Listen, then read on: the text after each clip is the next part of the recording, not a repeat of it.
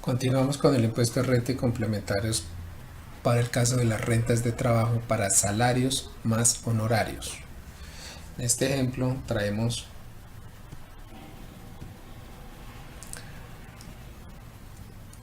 conforme a las rentas de la ley 1819 del 2016, que fue modificada para que se presente por cédula. Tenemos el curso de las personas naturales que pueden presentar el formato 210 no obligados a llevar contabilidad o el 110 obligados a llevar contabilidad. En este caso estamos en la determinación de la renta cedular para las rentas de trabajo del artículo 335 del Estatuto Tributario.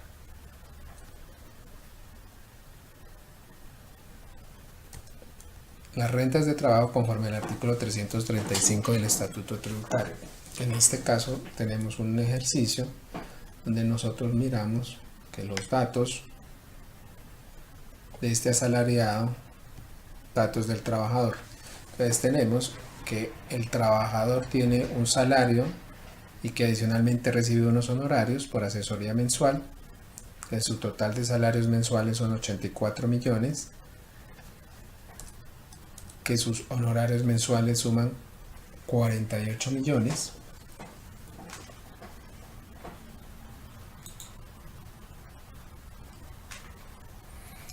y el total de ingresos del año son 132 millones 999.996.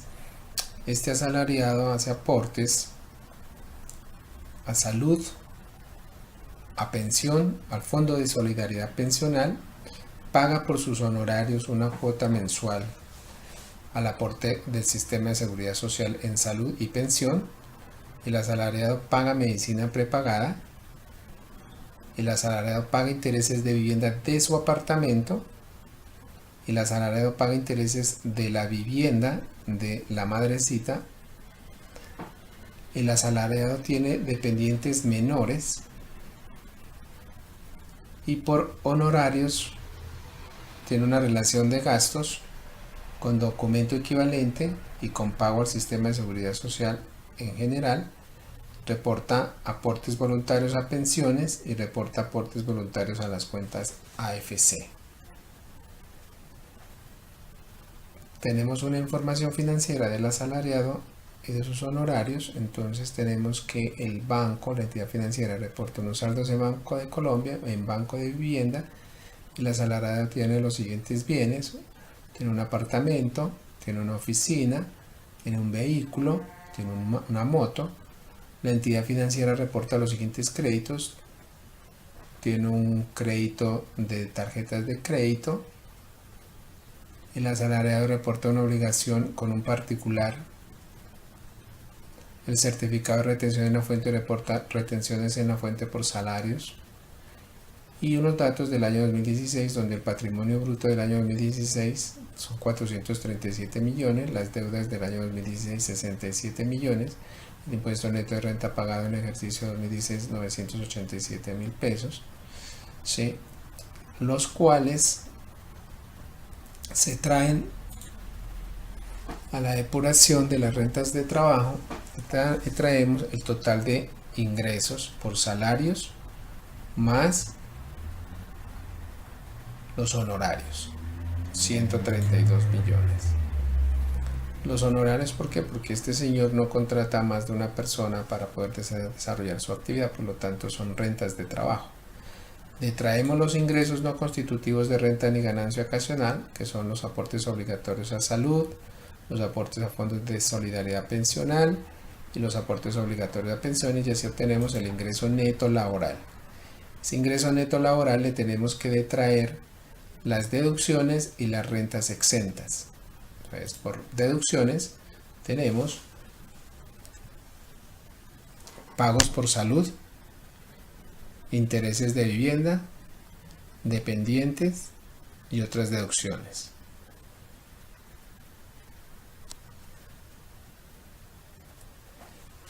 Y por rentas exentas tenemos indemnizaciones por accidentes de trabajo, cesantías y más rentas exentas, aportes a fondos de solidaridad pensional, y AFC. Detrayendo todo lo anterior, llegamos al ingreso base para aplicar el 25%. Aplicamos la base del 25%, que nos da 12.061.061 del ingreso base para aplicarlo, lo que nos da un total de deducciones y rentas exentas de 83.694.999, que es la suma de las deducciones, las rentas exentas y la renta exenta del 25%. Calculamos el límite para las rentas laborales, que dice que el límite en este caso es del 40% del ingreso neto. Entonces verifiquemos el cálculo. Tengo ingresos netos laborales 119.878.008 pesos, el 40%, entonces me dice que el límite son 47.951.203, razón por la cual para obtener la renta líquida cedular gravable no puedo llevarme el total de deducciones y rentas exentas, sino solo el límite, el cual me permite, en este caso el total de deducciones y rentas exentas es superior al límite, por lo tanto debo tomar ese límite. Entonces tomo el ingreso neto laboral y le resto el límite del 40%, que me da 71.926.805. A pesar de que yo puedo aquí atraer de deducciones, tengo que respetar el límite. Y solo del ingreso neto laboral le puedo restar el total de deducciones y rentas exentas o el límite del 40%, pero debo tomar ese menor. En este caso tenemos que la renta líquida de 71.926.805 lo vamos a convertir en VTs en la depuración del artículo 106 del Estatuto Tributario para aplicar el 25%. Entonces tenemos que la renta líquida en VT son 2.258 VTs. Para eso las convertimos en VTs y tenemos que en VTs, desarrollando la fórmula, solo son 272 VTs. ¿Cómo lo aplicamos? Entonces miramos que tenemos que convertir en donde se encuentra para la renta líquida laboral y de pensiones el rango de estas VTs. Entonces las 2.258 VTs están en el rango de 1.700 a 4.100, por lo tanto le corresponde una tarifa del 28%. Desarrollamos la fórmula base gravable en VT menos 1.700 VTs, multiplicamos por el 28% y sumamos 116 VTs. El desarrollo de esa fórmula arroja que son 272 VTs. Convertimos las VTs en pesos y eso me arroja que en pesos tengo un valor de impuesto de 8.670.265 pesos para estos ingresos por salarios y por honorarios de 8.670.265. Hecha la depuración, nos vamos para el anexo. Y acá en el anexo observamos que esto lo trae los datos informativos que tenemos anteriormente, los datos de los bancos, ¿sí?, de todos los activos, de las retenciones que se reportan,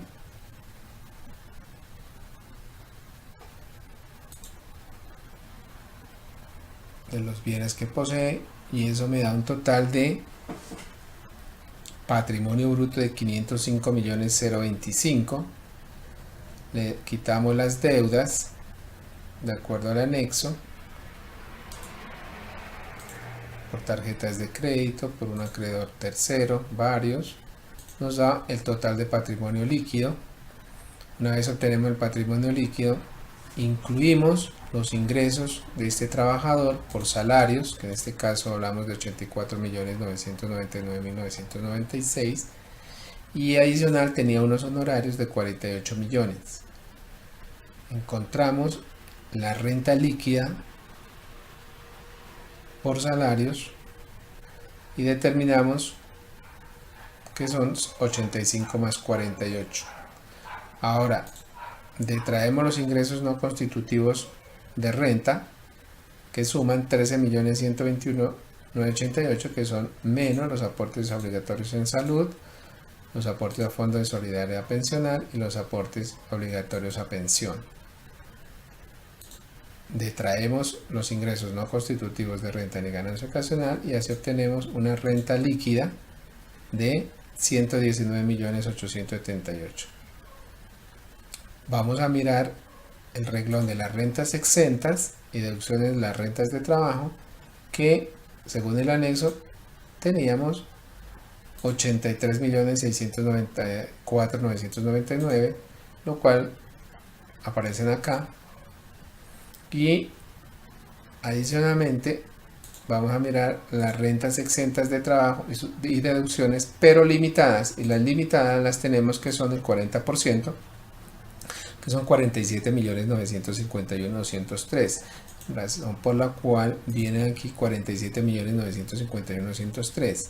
Una vez tenemos la renta líquida, las rentas exentas y las deducciones, las rentas exentas de trabajo y las deducciones imputables limitadas, obtenemos la renta líquida cedular de trabajo. Esa renta líquida cedular de trabajo es la suma de la renta líquida del renglón 36 menos el menor valor entre las rentas exentas y las deducciones, o las rentas exentas de trabajo y deducciones imputables limitadas. En este caso las limitadas son menores. En tal razón tomamos los 119.878 menos 47.951 y así obtenemos la renta líquida cedular para este caso de 71.927. Una vez obtenemos la renta líquida cedular, determinamos el impuesto convirtiéndolas en UETs, ¿sí? Pero antes de eso vamos a mirar aquí que la renta presuntiva, para este caso el señor sí tiene renta presuntiva. De acuerdo a los datos informados, tiene un total de patrimonio bruto del año anterior de 437 millones, un pasivo de 67 millones para un total de patrimonio líquido de 370 millones. A eso detraemos las primeras 8.000 UETs del apartamento de vivienda de habitación del contribuyente, que sí se le puede descontar para este caso, lo que nos da una base de cálculo de la renta presuntiva de 115.128. A esta base aplicamos el porcentaje de la renta presuntiva, que a partir de la ley 1819 del 2016 es del 3.5, lo que nos da un valor de 4.029.000. Le podemos sumar las rentas gravables que hayan estado exceptuadas, en este caso es 0, y obtenemos la renta presuntiva definitiva, ¿sí? Y esa renta presuntiva definitiva es la que pasa acá, 4.029.000, y esta renta presuntiva la comparamos con el total de las rentas líquidas cedulares, 71.927 para este caso, y se deberá tomar la mayor entre la total de las rentas líquidas cedulares y la renta presuntiva para determinar cómo se liquida el impuesto. En este caso es por el procedimiento ordinario, porque es mayor, 71.927. El impuesto de los 71.927, para este caso el impuesto sobre la renta líquida cedular de trabajo, ¿sí?, es 8.670.265, de acuerdo a lo que encontramos en la depuración, acá 8.670.265, ¿sí? Y así ya obtenemos el total del impuesto neto de renta. Ahora bien, vamos a encontrar la retención en la fuente que está dada en el informativo. retención en la fuente reportada dice que fue de 1.945.000 pesos. Esta retención en la fuente viene acá al anexo, ¿sí? Y resta al impuesto de renta a cargo que tengo por pagar. Ahora determinemos el anticipo de renta para el año gravable 2018. Este anticipo de renta lo tenemos acá y miremos que el impuesto neto de renta del año 2016 fueron de 987.000 pesos. El impuesto neto de renta del 2017 son 8.670.000. Hay dos procedimientos. Primera opción, tomamos directamente del impuesto neto de renta del año 2017 el 75%, eso me da 6.502.500. La segunda opción es tomar el impuesto neto de renta del año inmediatamente anterior, 2016, más el impuesto neto de renta del año 2017, dividirlo entre 2 y multiplicarlo por el 75%. En este caso estamos haciendo el caso de que ya llevamos más de 3 años para calcular el anticipo. Una vez obtenemos las dos opciones, tomamos la menor y a esa menor le restamos la retención en la fuente que nos hayan practicado durante el ejercicio del año 2017. Y así, en este caso, la segunda opción es la menor, pero la retención en la fuente es inferior. Por lo tanto, la diferencia entre el impuesto del anticipo menos las retenciones en la fuente me da un subtotal de 1.945.000. Perdón, esa es la retención menos el valor del anticipo, que es restar 3.621.375 menos 1.945, me da 1.676.375 de anticipo que viene acá al anexo. Si fuese negativo no va a traer esa cifra. Por lo tanto, llegamos al saldo a pagar impuesto, que es el impuesto a cargo, ¿sí?, menos el anticipo de renta para el año gravable 2017, menos el anticipo o el saldo a favor que haya quedado pendiente del año 2016, ¿sí?, menos las retenciones en la fuente que la hayan practicado, más el anticipo de renta de este año, con lo cual obtengo el saldo a pagar por este impuesto de 8.401.000 pesos. Estos 8.401.000 pesos los observamos acá ya en el anexo de la declaración, ya en el formato de la declaración. Este es el formato de la declaración, y aquí miramos el total de patrimonio bruto que viene automáticamente del anexo, 505 millones, ¿sí?, 505.025. Pasan estas cifras de saldos fiscales, vienen aquí a la declaración de renta. Total de deudas, el total de patrimonio líquido, los ingresos por salario, los honorarios, los ingresos no constitutivos de renta ni ganancia ocasional, la renta líquida, tenemos las rentas exentas, la renta exenta imputable y las limitadas, la renta líquida cedular. La renta líquida cedular, ¿sí?, termina con el cálculo del impuesto de renta.